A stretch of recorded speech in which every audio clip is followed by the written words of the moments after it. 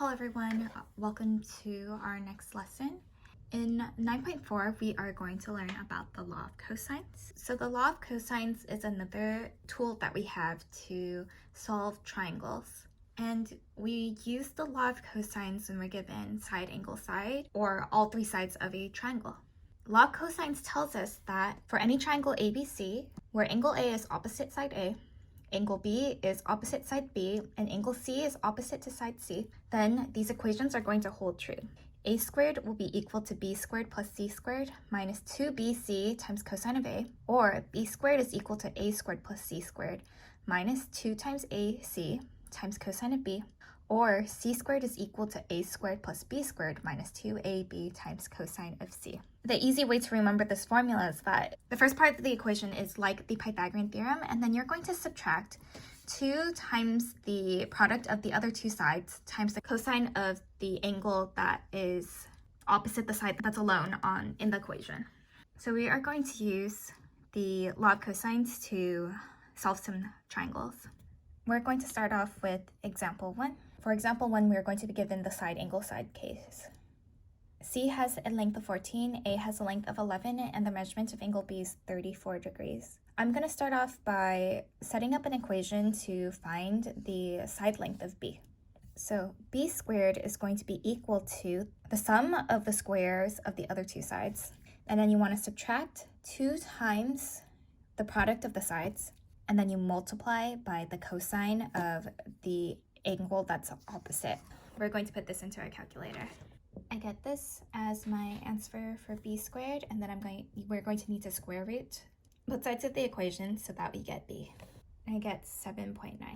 From here, we can use the law of sines to find the measurement of one of our angles. We're going to set up an equation so that we find the measurement of angle A because angle C is obtuse, and the calculator is only going to give us the answers for acute angles. So let's set up an equation to find the measurement of angle A. This gives me sine of 34 over 7.9 is equal to sine of A over 11, and then we are going to solve for sine of A, and we want to take the inverse of that answer. This is going to give me 51.1 degrees. Now, if you round here, instead of putting the exact answer that you may have gotten earlier, your answer is going to be different from the book just due to rounding error. So just keep that in mind. But as long as your answer is close by like a few tenths, then that's fine. And now to find the measurement of angle C, we're just going to add angle A and angle B together and subtract 180. And that gives me 94.9 degrees. We'll do this one more time. Let's do monitoring progress number 1. Let's set up an equation so that we can find the side length of B.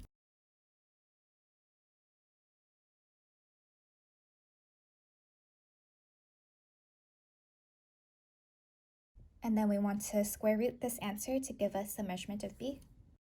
And this gives us 61.1. And now let's use the law of sines to find the measurement of either angle A or C. It doesn't really matter. I'm going to find the measurement of angle A. So you can either solve this using the rounded answer that we got for B, 61.1, or you can just leave it on your calculator. So if you wanted to get the most exact answer as possible, I'll show you how to set it up. So if you're using a scientific calculator, you want to start here with the exact answer for B, and then we're going to type in inverse sine of 45 times sine of 88, and then we're going to divide it by our answer.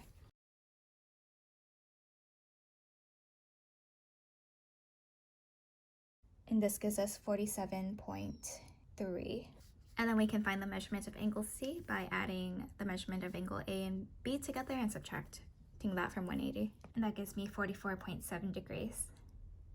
I'll let you guys try monitoring progress number 2, and let's move on to example 2. In example 2, we are going to be given the side case where 3 sides of the triangle are going to be given.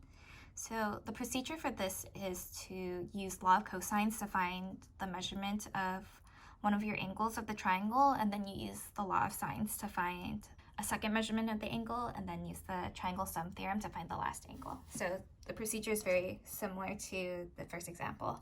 For example 2c, I'm going to start off by finding the measurement of angle A. So we're going to use law of cosines to set up that equation. So a squared will be equal to b squared plus c squared minus 2 times b times c times cosine of angle A. And from here, I want to isolate cosine of A, and then we want to take the inverse cosine of this expression.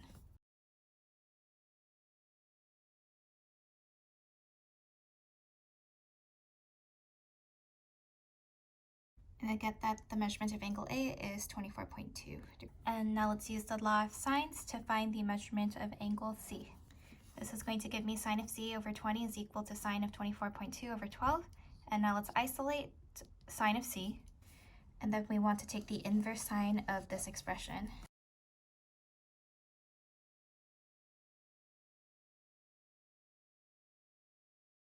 This gives me 43.1. And then lastly, we are going to find the measurement of angle B by adding A and C together and subtracting from 180. This gives me 112.7 degrees. I'm going to do this one more time. Let's do monitoring progress number 3.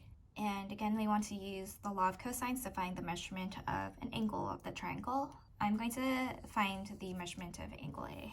So A squared will be equal to B squared plus C squared minus 2 times B times C times cosine of angle A. And now we want to isolate cosine of A. We're going to put this into the calculator, and then we want to take the inverse cosine of this number.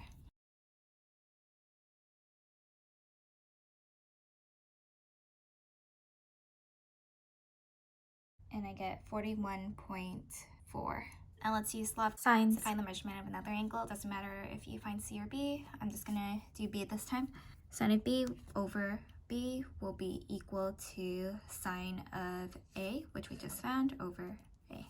And now let's isolate sine of B.